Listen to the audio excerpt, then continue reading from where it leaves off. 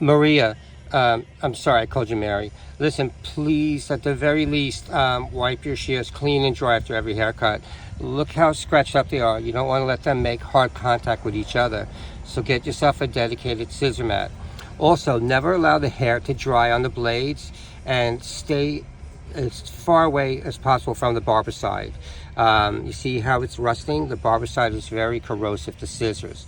Don't let the hair dry on the blades because of the oxidants in the water, the minerals, and the chemicals from all the hair products. Also, always have your shears sharpened by the original vendor within the first 3 to 6 months. This way, if they come back disfigured or they took off too much metal, as in this case, whoever did it, you can get a charge back. And listen, whoever sharpened these, if they're doing this to you, then they're doing it to everyone else.